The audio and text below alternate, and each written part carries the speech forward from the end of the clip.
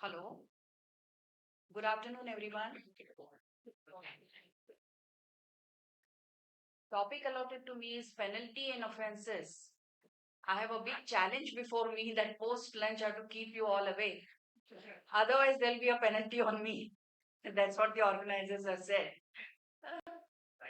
So, right away, because I think we have already exceeded our time limit.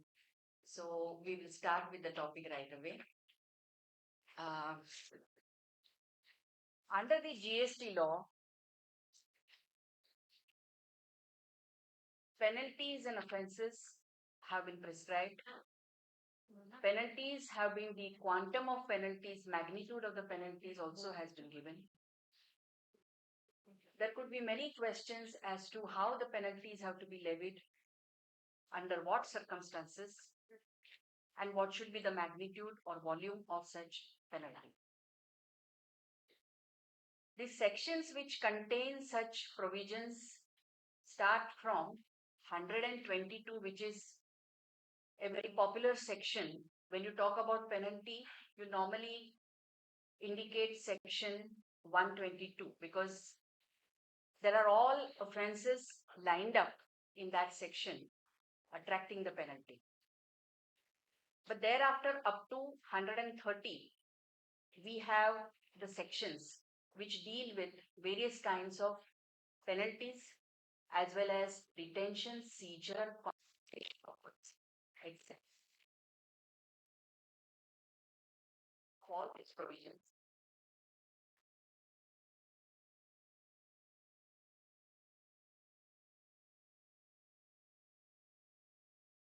Actions wherein separate or independent penalties have been prescribed. Those are, say, section 73 or 74. Now, you all know these are all adjudicating procedures. And to the extent of, because there are 4 circumstances which attract these adjudication processes like short levy, non-payment of tax, short payment of tax, excess claim of ITC, excess claim of refund, etc.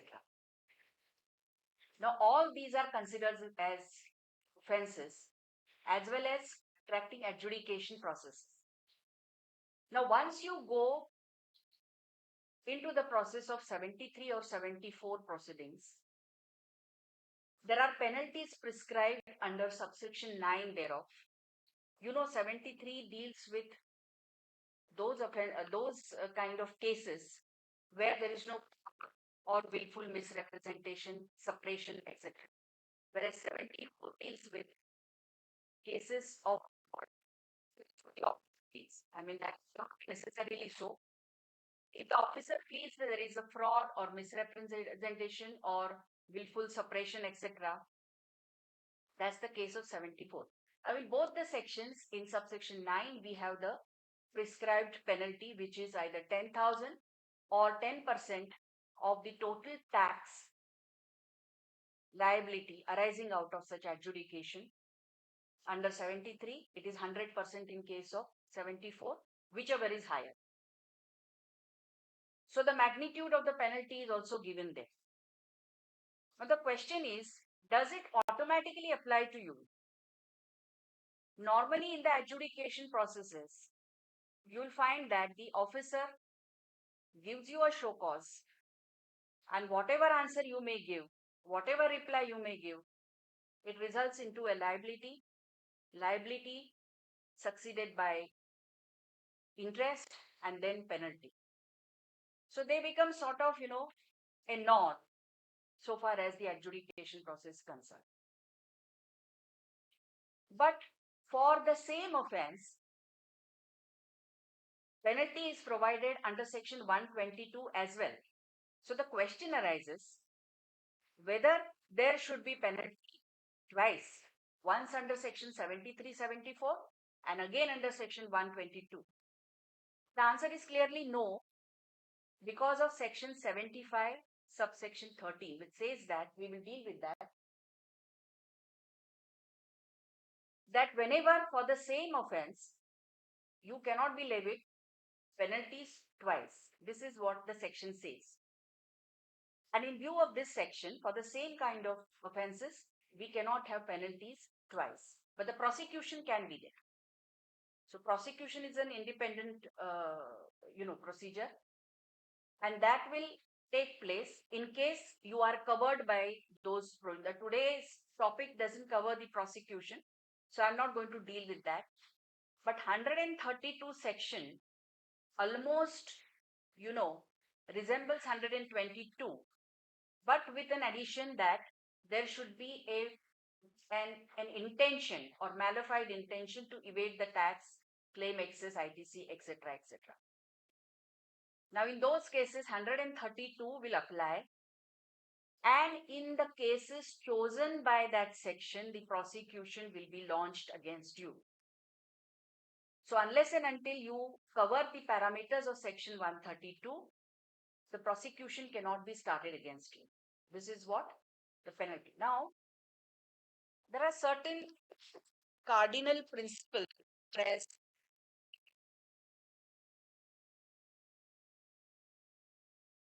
this is right. No, I can. Oh, sorry. Okay. Thank you. That's it.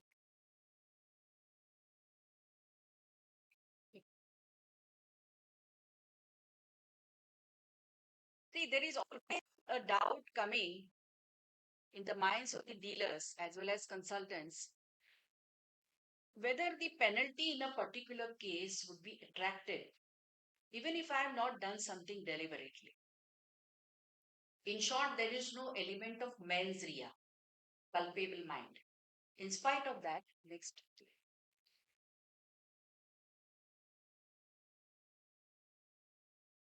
Rea also, whether the penalty would be attracted or not. Now, there is penalty provisions are concerned of the Supreme Court, which is being quoted till now whenever the penalty provisions are invoked, and that is Hindustan Steels Limited.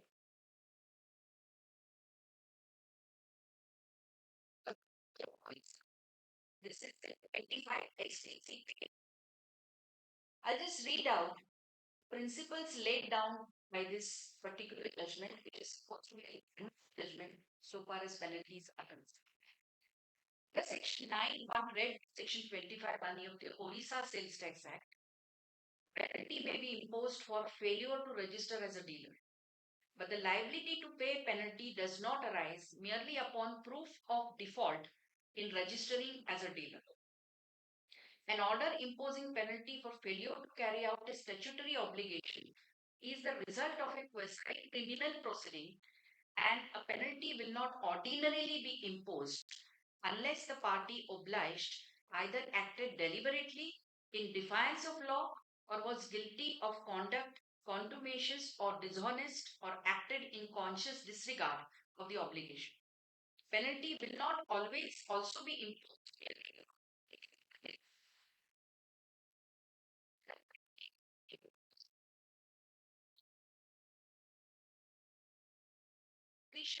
of the authority to be exercised judicially and on a consideration of all the relevant circumstances.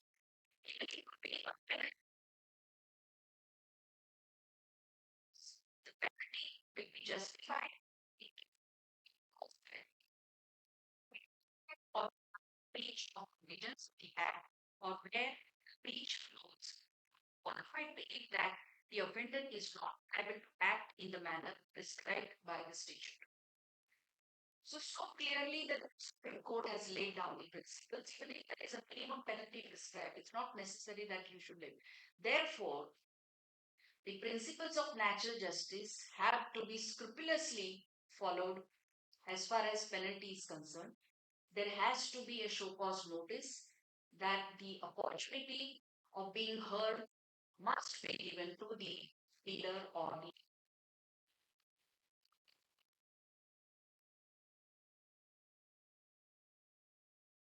the case.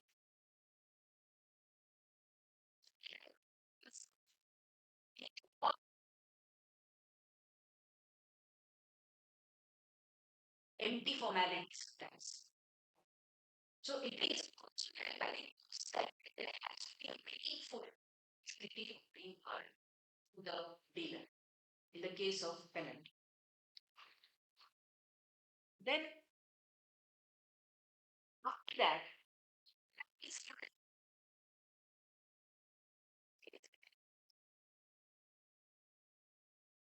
the textile processing and others. Now, why I'm referring to all these cases because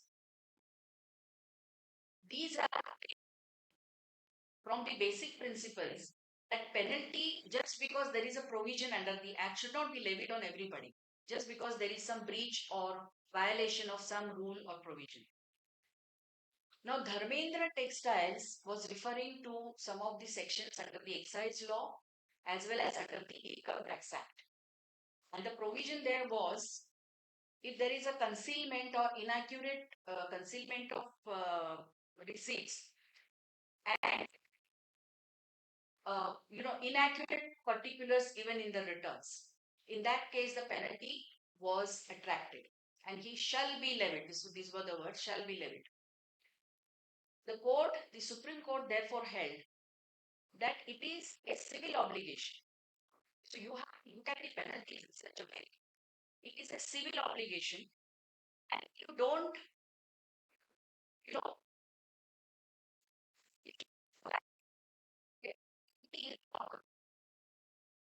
so overall, the authority of the entity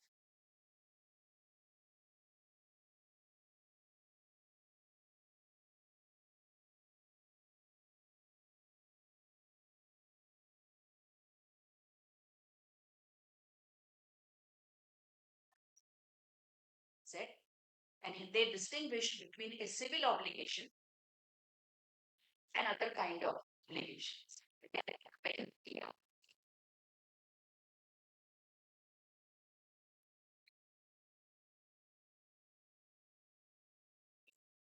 Law, as penalty is concerned, and there have been certain decisions of the Supreme Court itself which has diluted this proposition, and those I'll just follow. One is Rajasthan's Penal and Central Excise. This Sanjeev fabrics. These are also Supreme Court judgments. Now here, Sanjeev fabrics, I would like to bring to your notice.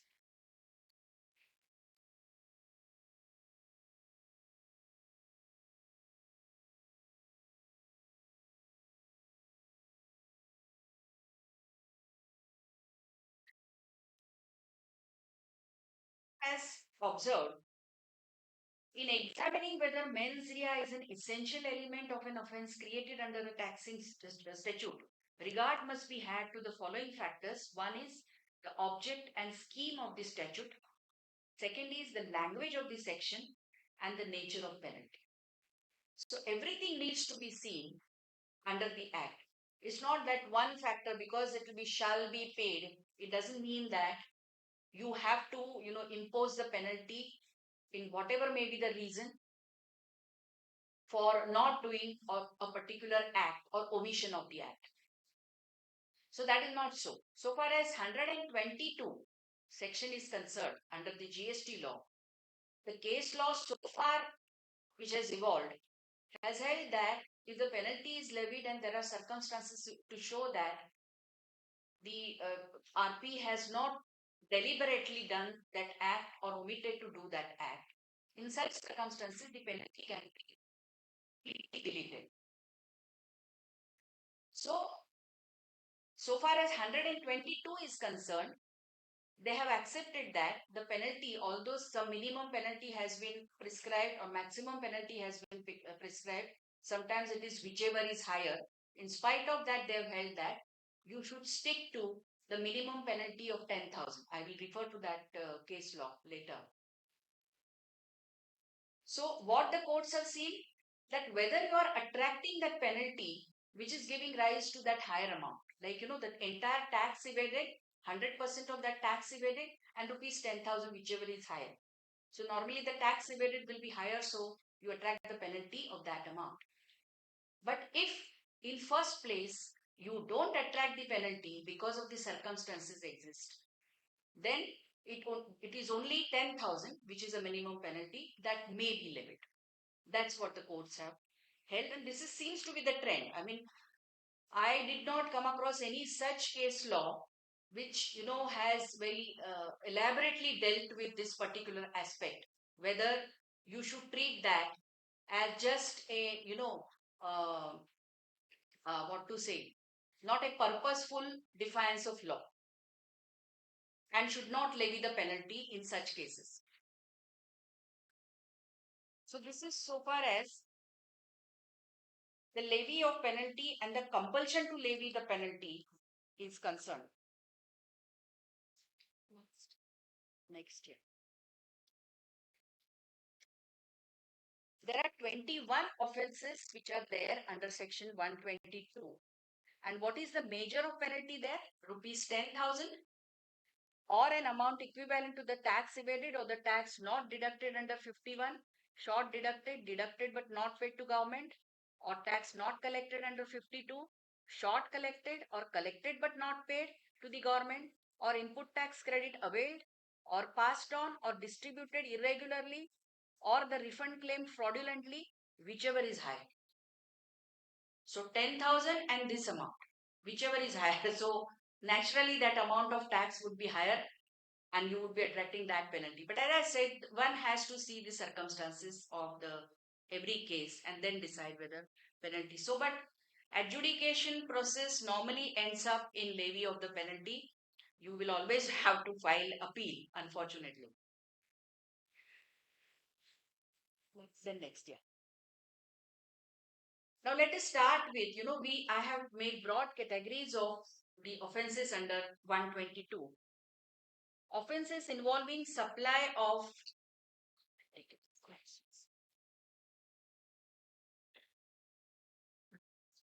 supplies of goods or services or both without issuing of any invoice, issues an invoice or false invoice with regard to any such supply, issues any invoice or bill without supply of goods or services or both in violation of provisions of this act or the rules made thereunder. Now, if you recollect, these are the cases of Hawala transactions, which are popularly known as Hawala transactions. Now, there are some typical modes of, conducting such transactions. One is just issue the invoice, don't deliver the goods or don't deliver the services. Only issue the invoices. One is issue the goods and services but don't issue the invoice. And third is issue an invoice or bill without supply of services or both violation of provisions of Act and rules made thereunder, or issues incorrect and false invoice. Incorrect and false invoice. This is also covered by the Hawala transactions. In VAT regime, we have, faced so much music from this Hawala transactions that even in GST it has continued. I'm really surprised because GST, they have been very, very strict, and the the IT infrastructure is such that The Hawala transactions can be easily traced out. In spite of that, people are taking they have the guts to, indulge into such kind of transactions. So these are the Hawala transactions wherein the penalty under 122 will be attracted. Now that doesn't give you any exemption or indemnity from the prosecution. If you are falling into the parameters of section 132, exceeding the amount of that tax evaded over a particular limit, financial limit, you will attract the prosecution as well. So penalty and prosecution can be there. Next. Offences involving collection of tax.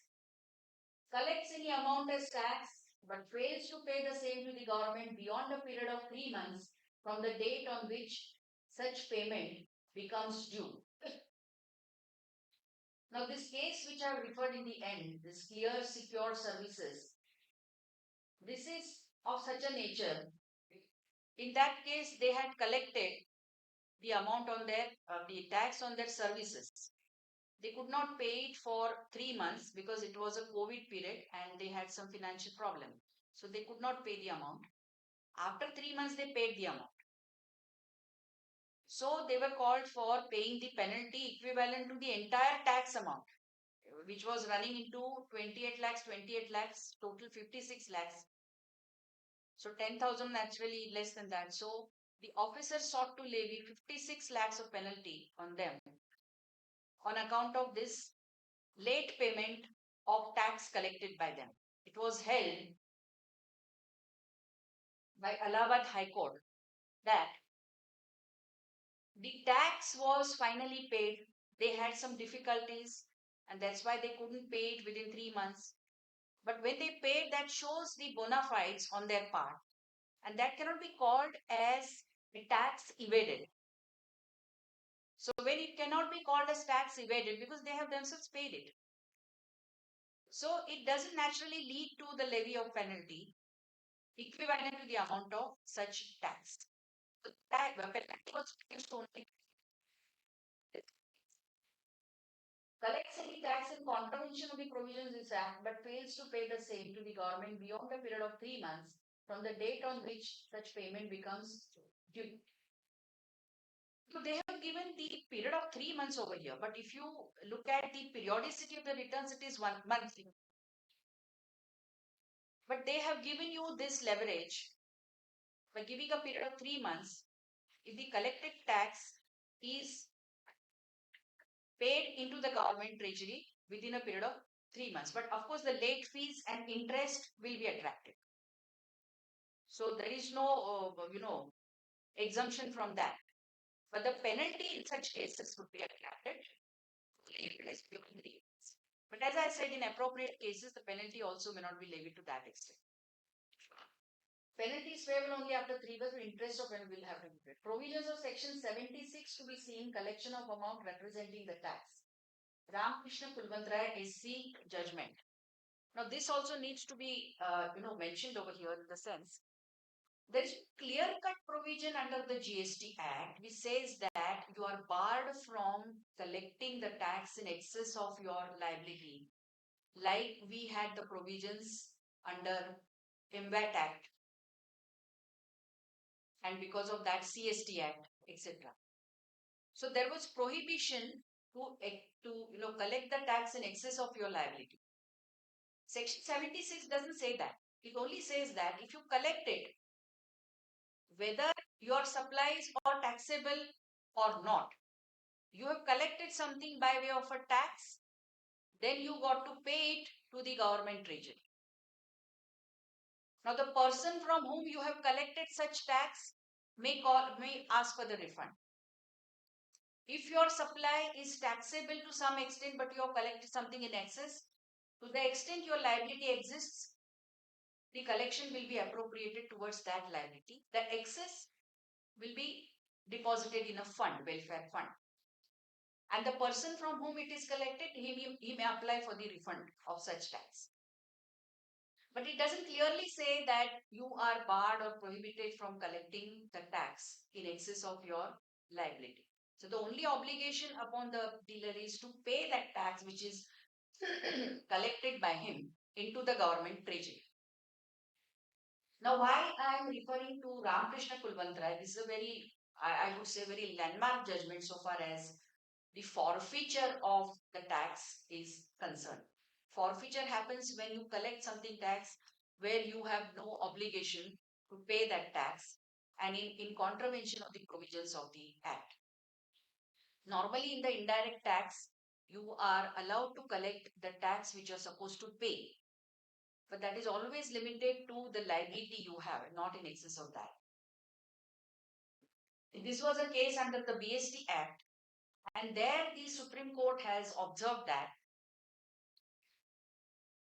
if the transactions like the sales in the course of import or sales in the course of export, etc., you have collected something which you have no right, you are not required to pay any tax on such transactions, so you have no right to collect such tax. And therefore, there cannot be any forfeiture if you collect a tax on a non-sale transaction. Non-sale transaction or the transactions which are exempted by the constitution itself. Now, sales in the course of export, etc., are exempted or were exempted under the constitution itself. So there was no question of paying any tax there. So such transactions as well as non-sale transactions, even if you collect something, that cannot be forfeited. That's what Ramakrishna Kulwantrai said. The Bombay High Court has given a beautiful judgment on that. The Supreme Court finally confirmed it. So this was the law so far as the earlier VAT and BST etc. are concerned. But here there is no bar in collection. So even if you collect, that has to be paid into the government treasury. That's the law so far as collection. Next.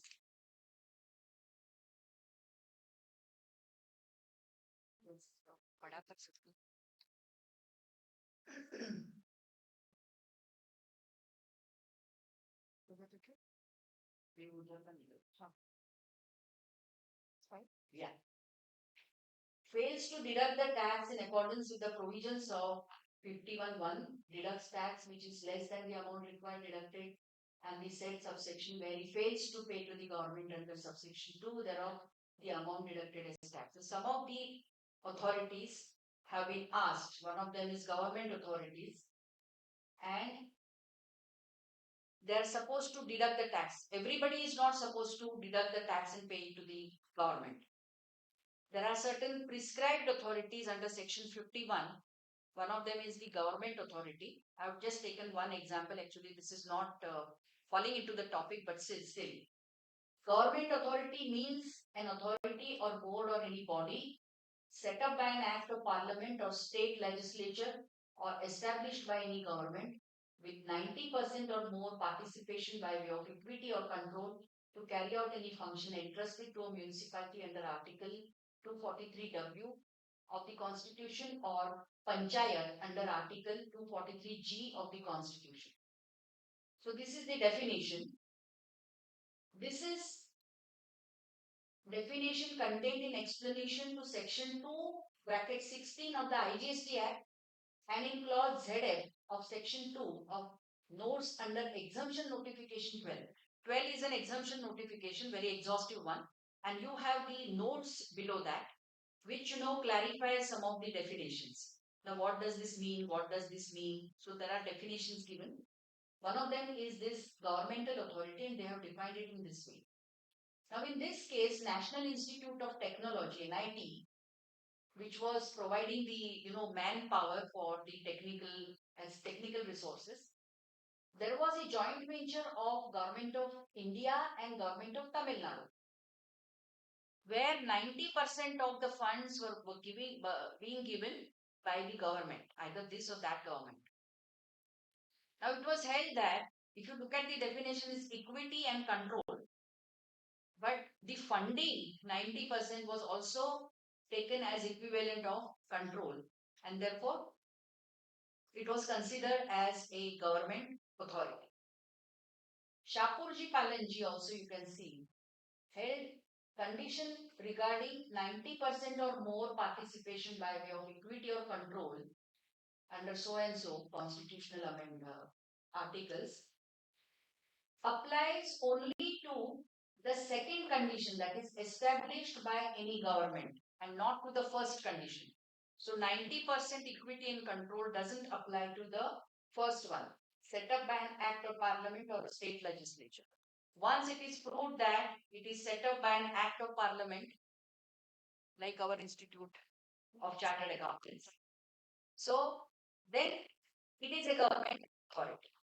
The second condition, condition number two. So this is what is government authority, and these are deduct the tax from the payments to be made to the vendors and pay it into the government treasury within 10 days from the end of the month. There are returns also prescribed to be filed by such deductors. They are supposed to give the tax certificates, etc. And this amount which is paid by them into the government treasury reflects in the cash ledger of that particular vendor. So then he can take the credit of that amount from the cash ledger. This is the provision. And also a certificate also needs to be given to them. So if there is any failure while deducting such tax, they have not talked about excess, but if it is less than that, or he fails to deduct and pay, or pays it late or whatever, then this penalty would be attracted. So this is so far as deduction at source is done. Next.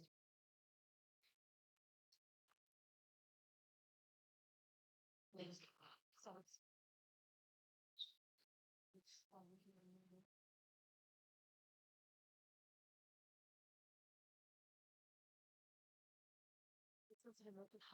In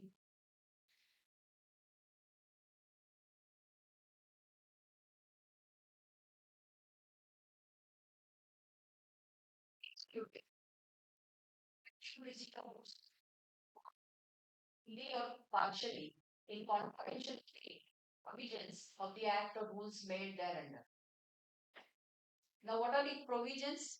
You all know this is section 62, under which there are various conditions which have to be complied with in order to make you eligible for the ITC. So, if you don't comply, then you are, found in the clutches of this particular penalty. Offences relating to refund of tax. Fraudulently obtains refund of tax under this act.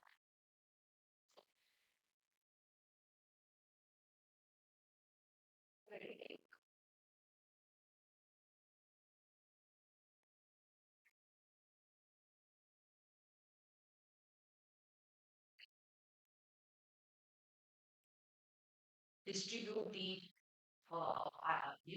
the ITC, which is collected simply on behalf of first. Contravene these rules because it has to be in the proportion of the turnovers of such branches, etc. There has to be returns filed by you, giving all the details of such distribution. There are, intricate rules so far as the IST distribution is concerned. Therefore, if you contravene any of the provisions there, then obtains or distributes input tax credit in contravention of section 20. So it's a very vast coverage. So any of the provisions of this rule or the section is violated by you, you are coming into the clutches of this penalty. Next.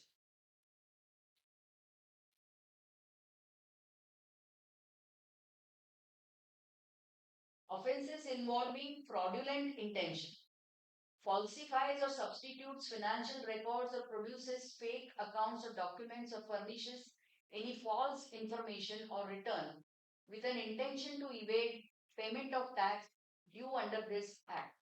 Now, you see, I don't know whether you have noticed some of the offenses such that you are really not sure whether there is an intention required or not required.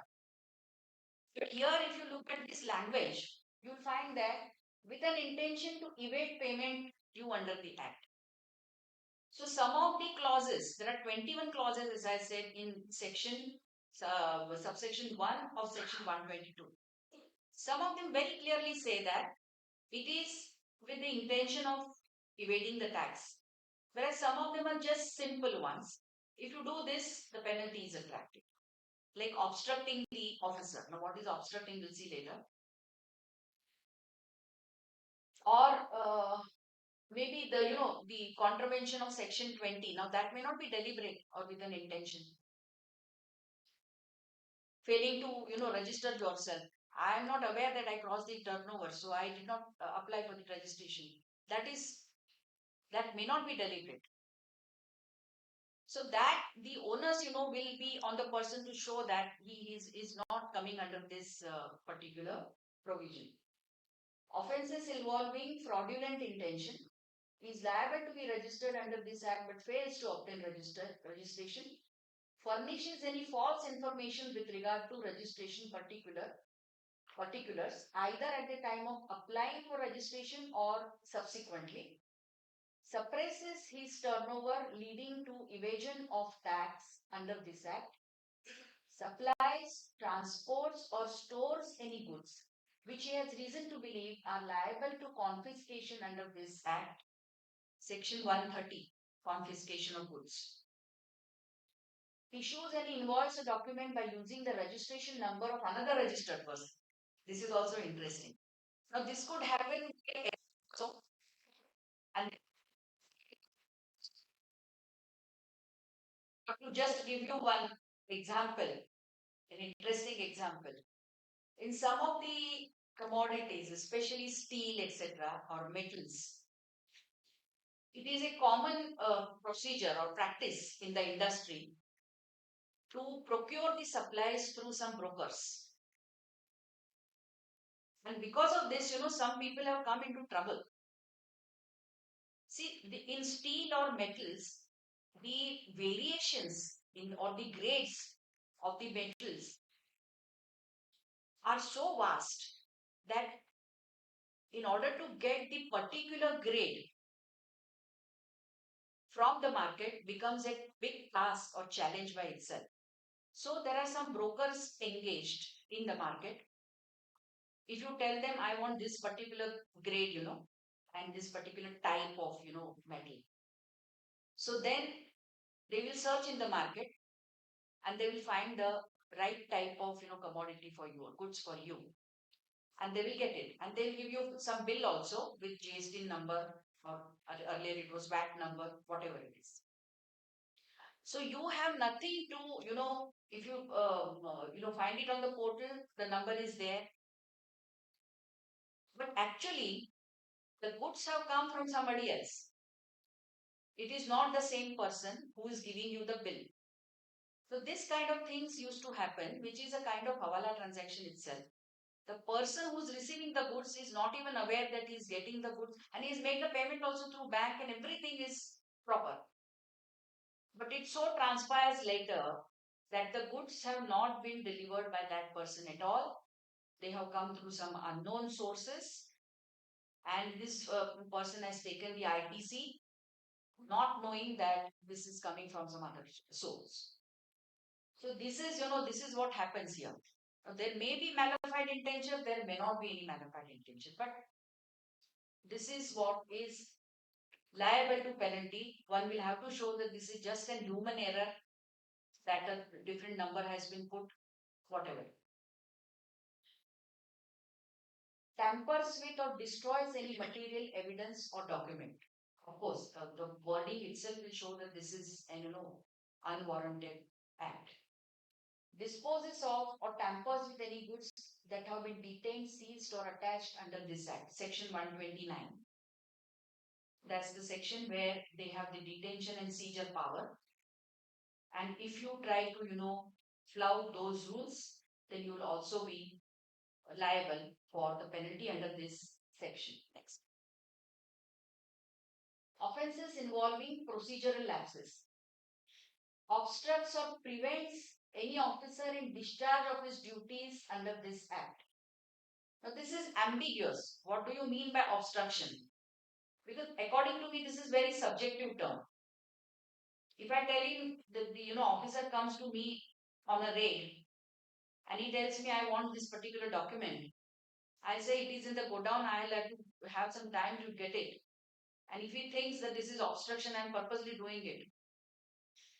So this becomes quite subjective, ambiguous to what amounts to obstruction or prevention of public servant as per section 353 of IPC. Physical assault or use of criminal force upon a public servant in the execution of the duty is prohibited. No such definition exists under GST law. So IPC has defined what is obstruction of a public servant. It says it's physical assault or using criminal force. Now it is not so under the GST law.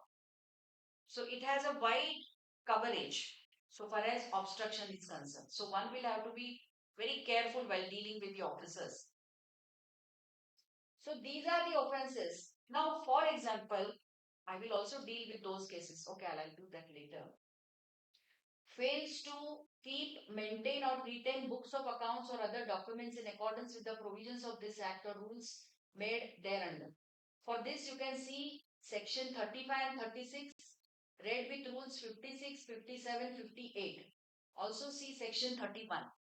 31 deals with how you should, what details should be there in the invoices. Tax invoices. When are you supposed to issue the tax invoice, bill, or a cash memo, etc. The conditions therein, the ingredients therein, etc. The time of supply, whatever. So all that, section 31 and other relevant section you will have to see. Section 35 merely says that you should keep true and proper account of your goods manufactured, goods procured, goods sold, stock of the goods, etc., etc. Some additional information also can be called for by the commissioner under that section. Section 36 says or gives the period of retention for your books of account. It is 72 months from the date of filing, due date of filing your annual return for that particular year.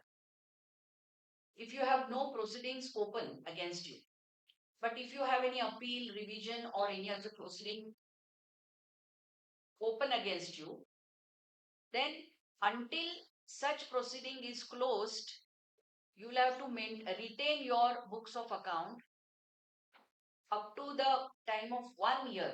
What is it?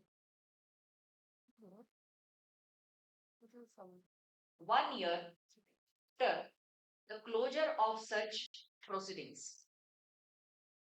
So this is the period of retention. Now, if you destroy your books of account before that, that could be taken as an offense. So this is covered by this particular clause.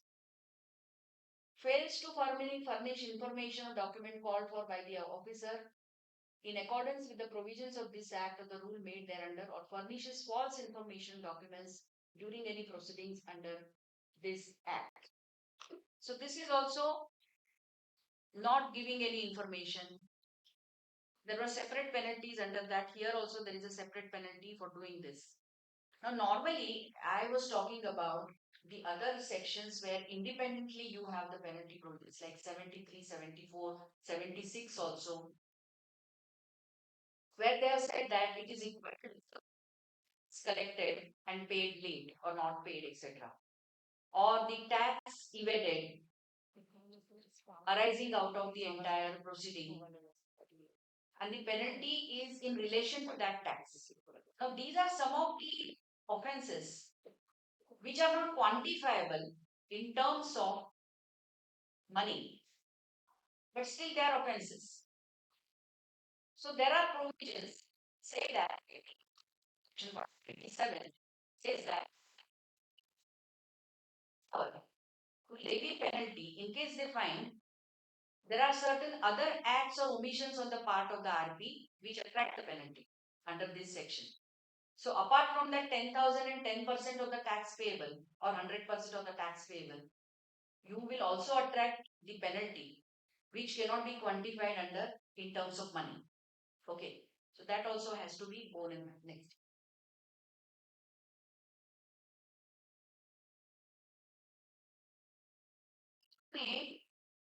inserted from 20 to 21, sorry, inserted on 1/1/21. Any person who retains the benefit of a transaction covered under clause 127 or clause 9 or subsection 1 and at whose instance such transaction is conducted shall be liable to a penalty of an amount equivalent to the tax evaded or input tax credit availed or passed on. Now this is, covering the beneficiaries of the offense. Like, I have issued the bill without delivering the goods. And the next person is taking the benefit of that. He is availing the ITC on it. So he is a beneficiary. So such person also will be called. Now this particular case which I have referred, Shantanu Sanjay Hundekri versus Union of India. Here the Bombay High Court has held that it was a case, he was a taxation manager in that company. And there were certain transactions where the ITC was taken wrongly or the tax was not paid. Some of the allegations were there on the company. Now, as a person who is in charge of such transactions or the business of the company under section 137, in relation to a company, the principal officer or the person who is in charge or responsible of the conduct of business of the company. In that, what is covered? Managing director, manager, CEO, whatever you call it, who is in charge of the entire business of the company. He could be company secretary also. You will have to see the definitions under the various, it is not defined under the Act, but if you look at the Companies Act, Income Tax Act, etc., such definitions are there. And having regard to that, if one infers that managing director is a person who is responsible for the conduct of the business of the company, so whatever allegations have been made against the company, that person will be automatically held responsible again. So it's the person responsible, that is managing director, as well as the company. And company here includes, 137 includes even a firm, the partners thereof. Director includes the partner, that is how they have defined it. So there he was a taxation manager and he was held responsible for retaining the benefits of the transactions of the company. But then it was held that he is a person, he is not a taxable person and he could not have retained any benefit so far as the transactions are concerned. See, the section 122 starts with the heading a taxable person. So it basically relates to taxable persons. Whereas this particular subsection starts with person. He may or may not be taxable. A taxation manager, he is in the service of a company. He is not an independent dealer or a taxable person. By the way, taxable person is also defined under the Act. One who is registered under the GST law and one who is liable to be registered. Who is liable but who has not taken the registration also is covered under that particular phrase. But there is no question of attracting any registration liability so far as taxation manager is concerned of the company, although he is in charge of the transactions carried out by the company in that particular context. So he was exempted and he was not levied any penalty under this particular clause. So this was just for your information. Next. Any electronic commerce operator, shortly they are known as operators, allows a supply of goods or services or both through it by an unregistered person other than a person exempted from registration by a notification issued under this Act, makes such supply. Allows an interstate supply of goods or services or both through it by a person who is not eligible to make such interstate supply. Fails to furnish the correct details in the statement to be furnished under subsection 4 of section 52 of any outward supply of goods effected through it by a person exempted from obtaining registration under this Act. So whatever, you will have to see sections 52 for that Electronic commerce is section 9, subsection 5. And there are other notifications also. Section 5 for making operator liable to pay tax on the notified services rendered through it. Then refer Rule 66 for returns to be filed by the operator showing outward supplies where tax is collected under 52. So there are certain obligations on the e-commerce operator, which is not just acting as an agent, to file certain returns and deduct the tax at source and not deduct, collect the tax at source and pay it to the government region. So if there is any contravention of these rules and provisions, he will be caught under the clutches of this particular penalty. Next. Subsection 2. Any registered person who supplies any goods or services or both on which any tax has not been paid or short paid or erroneously refunded, or where the input tax credit has been wrongly availed or utilized. Now, these terminology, entire terminology is exactly identical with section 73, 74. These are the four circumstances in which the adjudication procedure is called for. And there is a penalty prescribed under 73 and 74 also. So the question comes, whether having paid the penalty under 73, 74, again can the officer levy this penalty, because it also talks about the same thing. There you have to refer to section 75 bracket 13, 1-3, which says that for the same offence, penalty under two separate sections cannot be levied. So this is the provision. For any reason other than the reason of fraud or willful shall be liable to a penalty of 10,000 rupees or 10%. Exactly, the volume is also the same. Then similar to the ingredients, yeah. Correct. So we have covered this. There cannot be penalty twice for the same offence. This is the principle. Yeah. Any person who aids. Now, they have also covered the people who would be helping the people who are doing such illegal activities or transactions or fraudulent transactions, etc. Now, who are those? Any person. Now, here it's any person. He need not be a taxable person. He can be any person who aids or abets any of the offences specified in clauses 1 to 21 of subsection 1, acquires possession of or in any way concerns himself in transporting, removing, depositing, keeping, concealing, supplying, or purchasing in any other manner, deals with any goods which he knows or has reason to believe such are liable to confiscation under this act and the rules made thereunder, or receives or is in any way concerned with the supply of or in any other manner deals with any supply of services which he knows or has reason to believe are in contraventions of the provisions of this act or the rules made therein, fails to appear before the officer of the central tax, who, when issued with a summons for appearance to give evidence or produce a document in an inquiry. So, summons and the appearance there against that summons.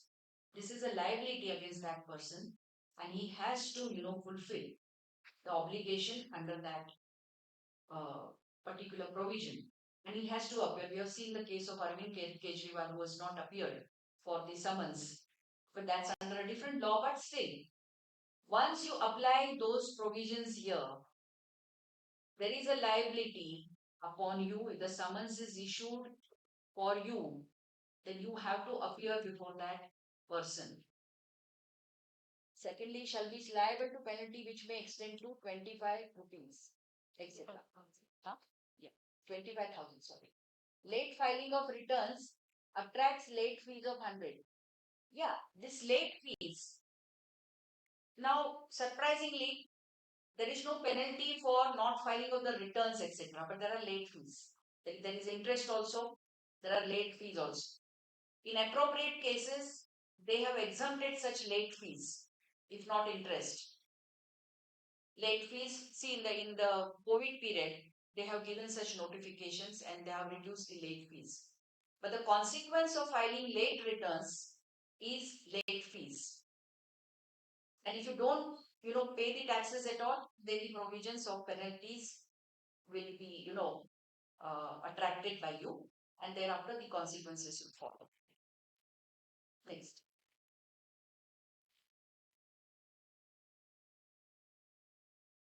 Section 44 attracts late fees of rupees 100 each day of delay, subject to maximum quarter% of the turnover within the state or UT. This is for the annual return.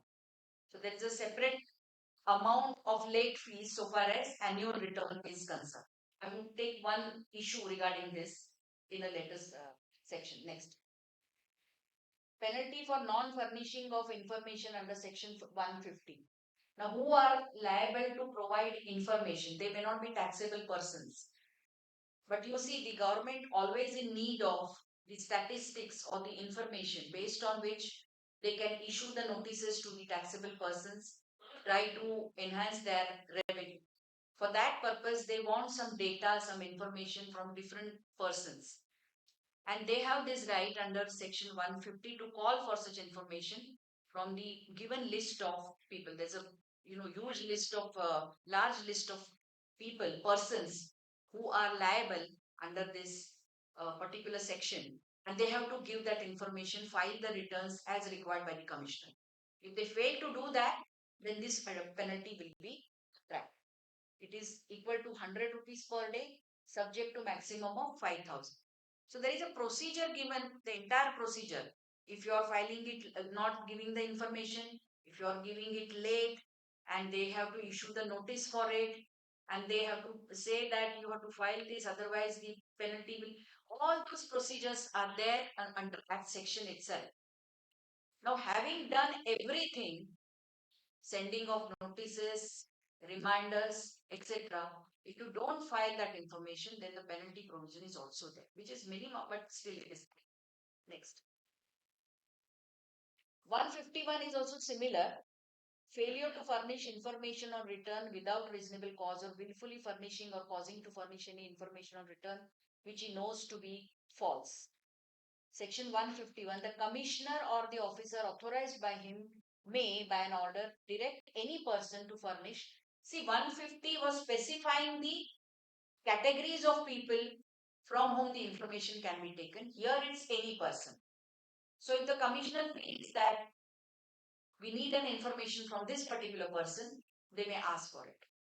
And for non-compliance of this section, there is a penalty of 10,000. For continuing offense, it is 100 per day, subject to maximum of 25,000. This is the penalty. Next. 125. This is interesting.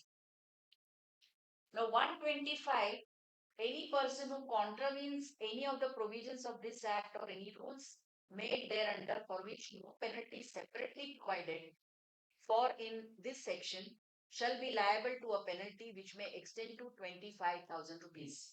Now, this is kind of a residuary provision. So, if something is not provided anywhere, the officer feels, I don't think now what is left out, I really don't know.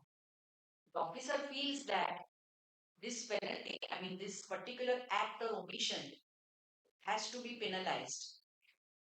Then he can take a resort to this 125, but there is a limit to it. It is 25,000, not more than that. It's not necessary up to it. Yeah. 2 years. So it's up to 25,000. So he can levy it even less also.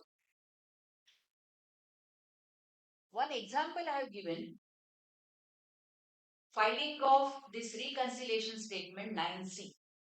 Now you are aware of annual return 9 and reconciliation statement 9C.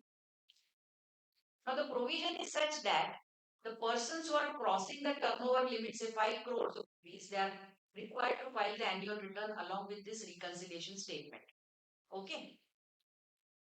Now I come to know, because I am not very handy on the portal in filing this, I came to know that annual return in form 9 alone, although I am required to file 9C, I can file only 9.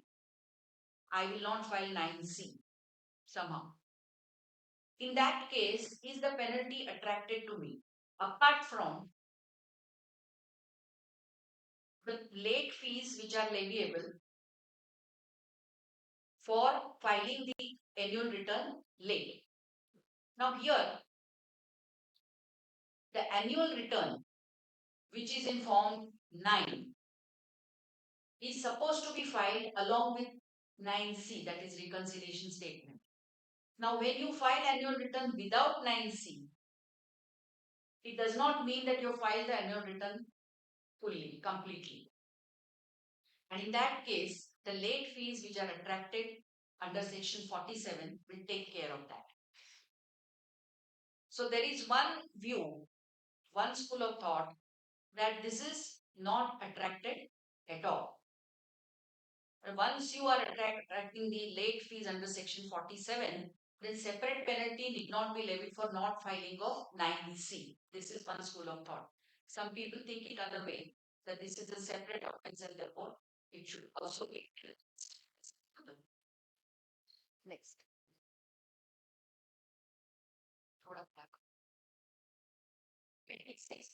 Now this is very important. Actually, I should have taken it first. These are general principles of levy of penalty. No penalty for minor breaches of tax regulations or procedural requirements or for any omission or mistake in documentation which is easily rectifiable and made without fraudulent intent or gross negligence. Now, what is the minor breach here? If the amount of tax involved is less than 5,000. Now, if the minor breach is in respect of something which is not quantifiable in terms of money, then it's difficult to say it's a minor breach. But this is what the definition says. An omission or mistake in documentation shall be considered to be easily rectifiable if the same is an error apparent on the face of record. This is a cardinal principle so far as rectification, almost under all the fiscal acts. We say that any apparent mistake can be rectified. So this is what, the omission or mistake in documentation is defined over here in this way, which has to be apparent on the record. Penalty shall be levied only after considering facts and circumstances of the case and commensurate with the degree and severity of the offense. I had given you that example of 10,000 collection of tax and paying it after beyond the period of 3 months. But they have paid it voluntarily. So that shows that they didn't want to retain that amount with them. They really had some genuine problems, difficulties. And in that case, the penalty of, equivalent to the tax amount was removed. Only 10,000 was removed. So these are the circumstances where the degree and severity of that offense needs to be seen, in spite of the fact that there is some offense. No penalty shall be levied without giving any opportunity being heard. SCN is essential. So principles of natural justice have to be followed, whether they are mentioned there in the section or not. Principles of natural justice have to be followed so far as penalty provisions are concerned. In penalty order, the nature of breach and regulation of procedure or provision application has to be specified. Because cardinal principle of law that in any, even the show cause notices. Now, under VAT, we didn't have that system, but under the service tax law, excise law, there are always show cause notices. And in show cause notices, you have to be precise. You can't raise the liability in respect of something which is not there in the show cause letter at all.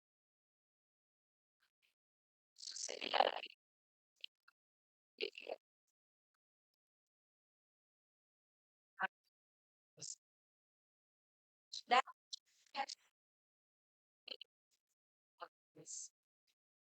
in many show cause notice, even now I see that they are very, very casual.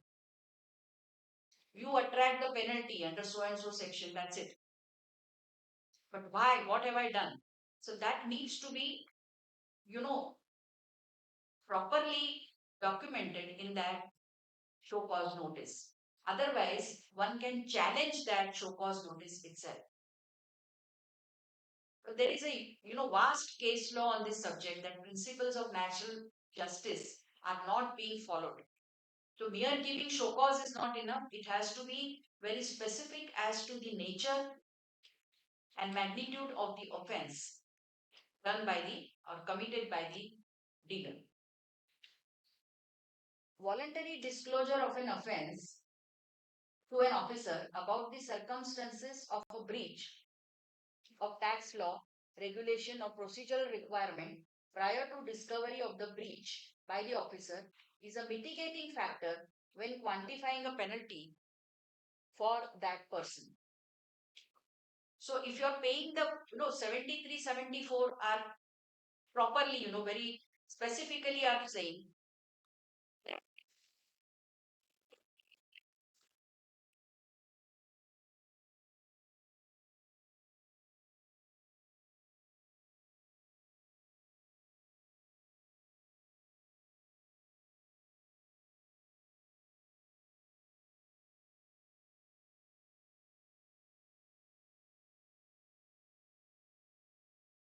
percentage.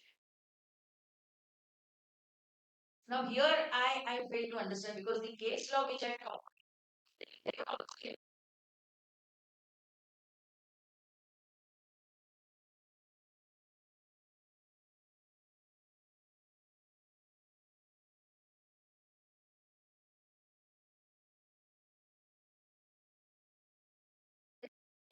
penalty for the same act provision as exactly in this.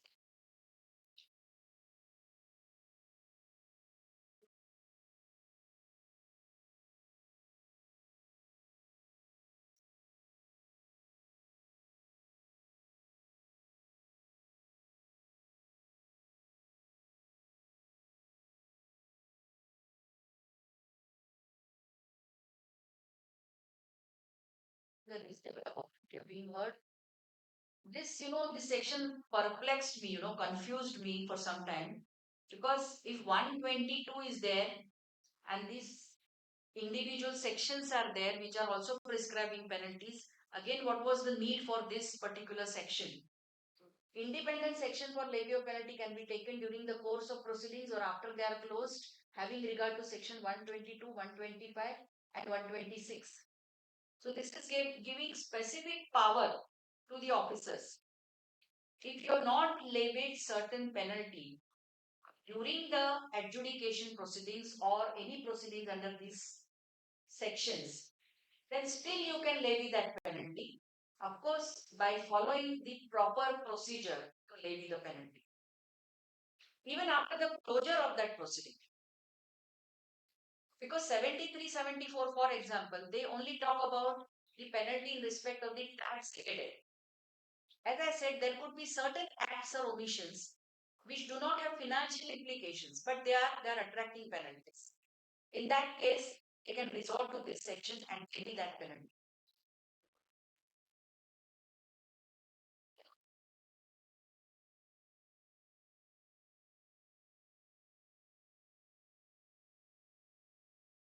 May have been provided. Pretty confused, like why this is there. This it seems to be the comment made by notification way in second.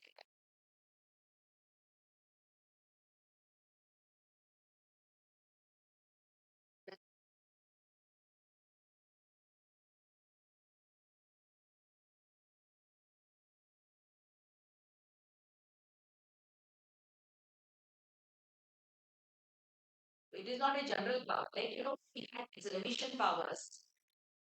Or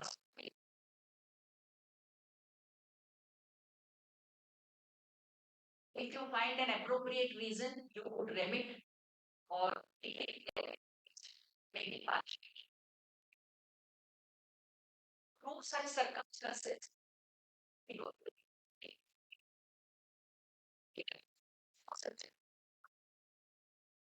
because we'll always see whether the parent is a bracket in first place or not. If it is not, then there's no question of label.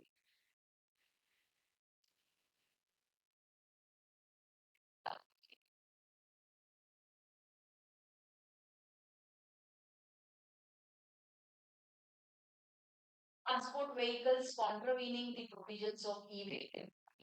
It's a paragraph.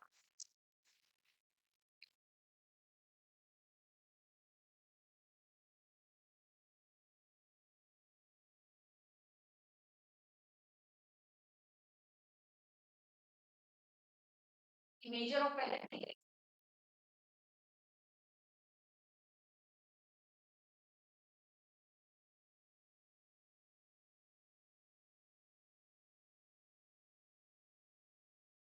of the conveyances who's been hired for transporting the goods.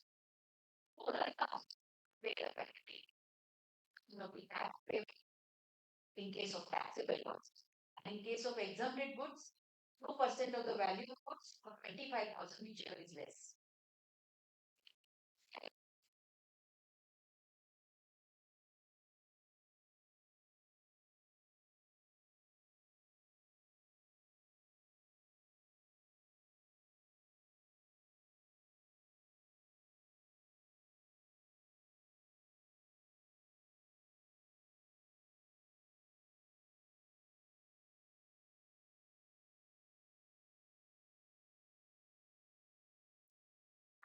There's a form given. I have referred to this circular. I request all of you to go through this circular, which complete gives you a complete overview of what is the procedure of detaining the vehicle, interception of the vehicle on the way or during the journey, and how the officer has to carry out the procedure of levy of penalty. There are various forms given therein. The time periods are given therein to pass the orders, to give the notice. And during that period, because this is a section for detention, seizure of the goods, this is especially for goods only, and the conveyance carrying such goods. So both can be detained and seized, and there are various provisions therein. This circular very elaborately gives the entire procedure, how to carry out, how to detain the vehicle, how to levy the penalty under that. Refer section 60, which also relates to the e-wages. Basically, under 129, the officer has the right to first see your documents for the transportation of the goods, including your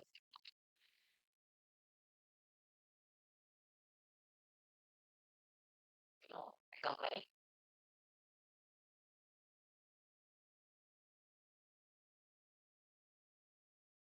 Will have to keep all these documents handy with him. And whenever the vehicle is intercepted, you will have to show such documents. The officer also has a right to inspect the entire contents.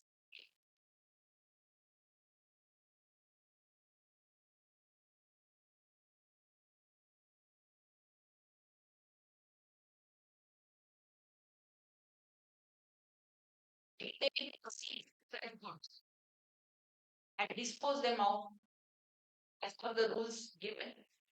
So will be very elaborately give what is the time period, what are the opportunities given to the owner to come forward and pay the penalty, etc. Meanwhile, because the penalty is very heavy, as you've seen, 200% of tax payable, etc. So if that order is passed, you can also file an appeal. But appeal now they have made the provision under 107 that 25% of the tax disputed will have to be paid in order to admit the appeal itself. Otherwise, it is 10%. The disputed tax while filing an appeal is to the extent of 10%. Admitted tax, full tax, interest, penalty, everything. But so far as disputed tax is concerned, no interest penalty needs to be paid, but 10% of the tax needs to be paid. But in case of this provision, it is 25%. So there is a point.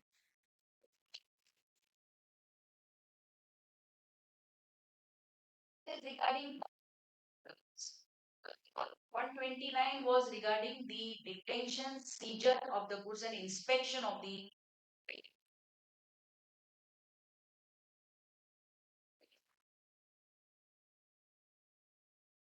office under this section. Click on the property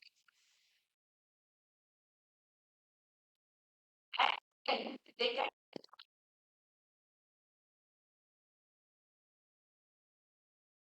it's an excessive return. I mean, in practice, it doesn't happen. So These are the provisions so far as confiscation, etc. are concerned. Next. Without prejudice to the provisions contained in Code of Criminal Procedure, no confiscation made or penalty imposed under the provisions of this Act or the rules made thereunder shall prevent the infliction of any other punishment to which affected thereby is liable under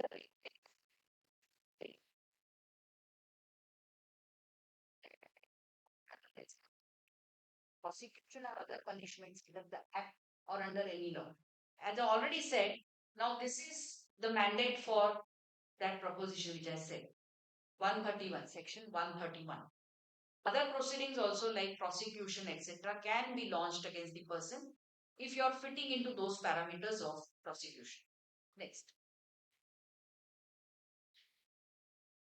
Actually, this is not falling under my subject 135. This is culpable mental state, this is relating to the prosecution, but I just took it. Wherever in prosecution culpable mental state is required, it is presumed to be in existence unless proved by accused otherwise. Normally in the criminal proceedings, the prosecution has to prove beyond reasonable doubt that the accused is here ground. So it will be presumed that the accused has the culpable mental state. Proof of actus reus on the prosecution. Meaning, I'll give you one example. What is actus reus? You are alleging, the officer is alleging that you have issued the bills without delivery of the goods or services. Now, we cannot just straight away say that I am, accusing that you are falling at kitna time hai abhi?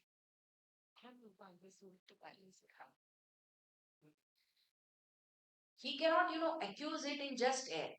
He will have to show some material which indicates that I have issued the bills without delivering the goods or services. So this is actus reus. Now, once he completes that action, then the burden lies on the accused to show that I had no culpable mental state for doing this. And that has to be beyond reasonable doubt. So, what they have said, explanation, culpable mental state includes intention, motive, knowledge of a fact, or belief in reason to believe a fact. So, this is basically a mental state which is difficult to prove, but with the help of the circumstances and certain facts, you will have to show beyond reasonable doubt that you didn't have that culpable mental state. Fact is said to be proved only when the court believes it to exist beyond reasonable doubt and not merely when its existence is established by a preponderance of probability. So what is this preponderance of probability? I'll just give you a very, very, humorous example and which is normally given in the law books. So far as what is, to explain what is preponderance of probability. A person, who enters the cellar of wine, where the wine is stored in drums, big drums. While going, he's quite sober. When he comes out, he's heavily drunk. So, what is the conclusion? That he must have stolen the wine out of the cellar and he's come out. So, he has to be punished for that, for stealing the wine. So, these are the circumstances which actually nobody has seen him drinking the wine. Nobody has seen him stealing the wine. Or nobody can pinpoint that out of this drum he has taken it. But still, all the possibilities show that when he went inside he was sober, when he came out he was drunk. So that is indicating the fact that he had stolen the wine and he has drunk it. So this is, what is the preponderance of probability? This is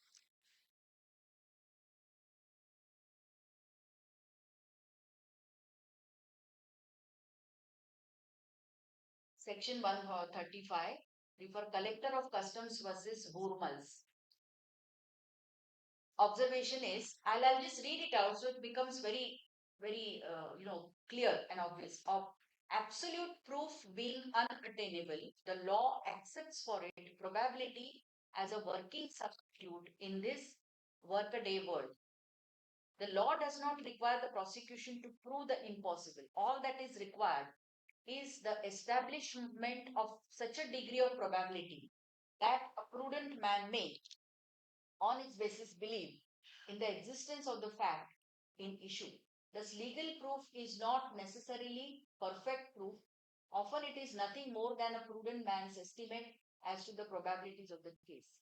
An inference of fact drawn from another proved fact, taking due note of common experience and common course of action, that can be considered as beyond reasonable doubt. Beyond reasonable doubt means no other logical explanation can be derived from the facts except that the accused committed the crime. Standard of proof on the prosecution is high and must be beyond reasonable doubt. So this is what has been, uh, what to say, laid down by this particular section 135. That you have to prove that you didn't have the culpable mental state beyond reasonable doubt. This is what is it. Now, this will be covered, I think, in the provisions for summons and arrest. It's already done? Or yet?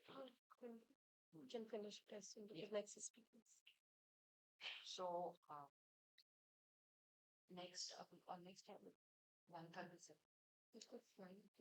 Offences by companies, we have already taken, considered that, who's in charge of responsible to the company for the conduct of the business at the time of the offence is committed as guilty of offence, who's principal officer of the company. Now, this is not defined under GST law, not defined under Companies Act as well directly, but can be inferred from other provisions such as delegation of powers by the board, winding up of the unregistered companies, etc.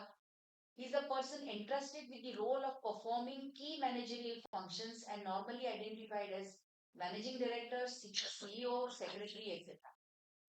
Principal officer means the highest ranking officer of the qualified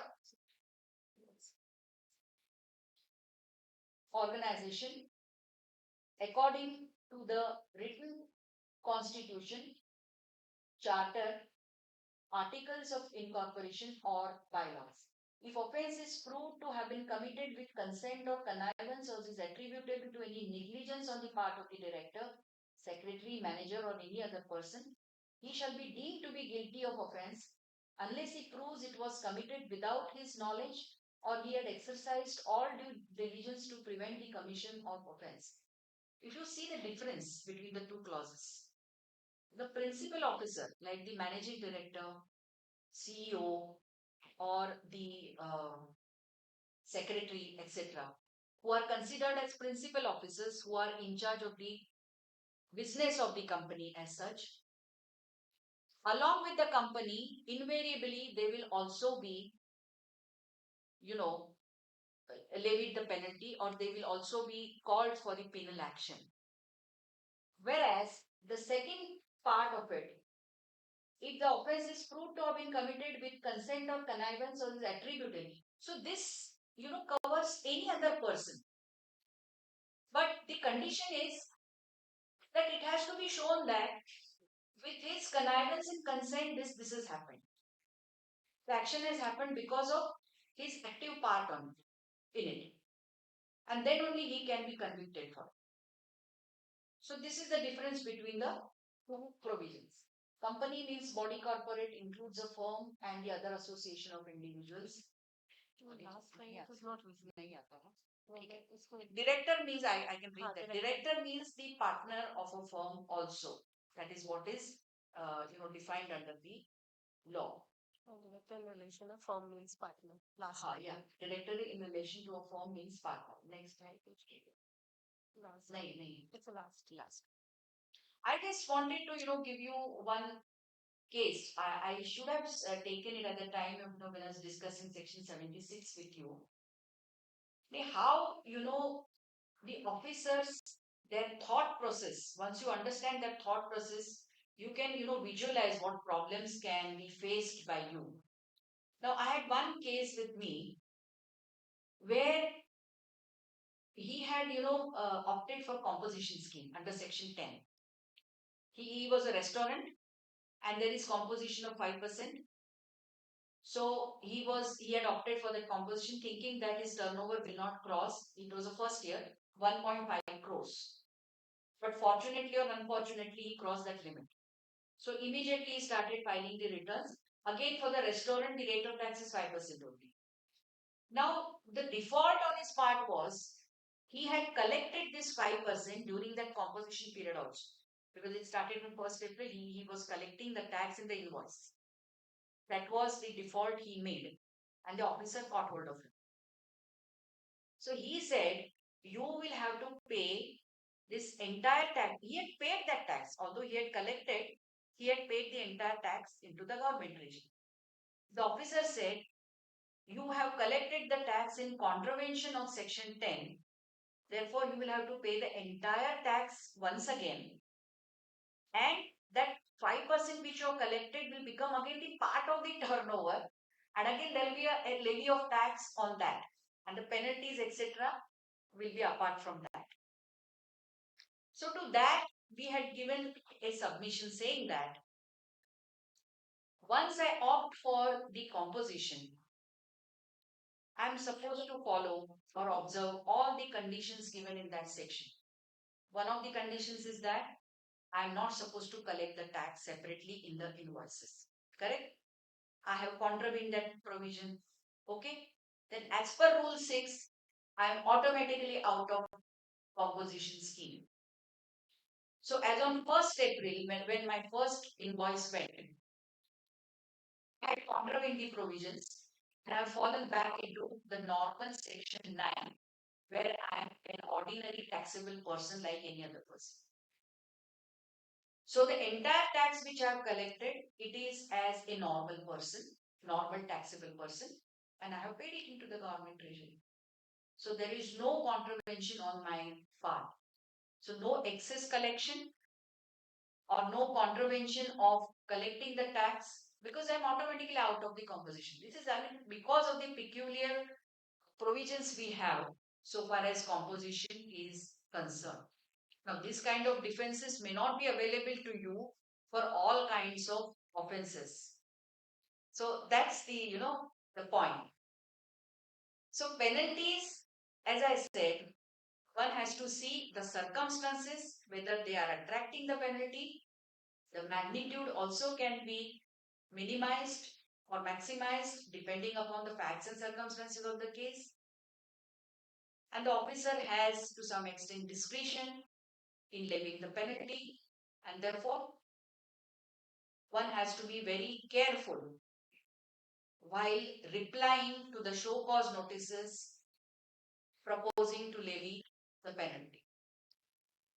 I think this is, I mean, whatever I could see from the penalty and offences cover, I feel you were all awake and you were. Thank you so much.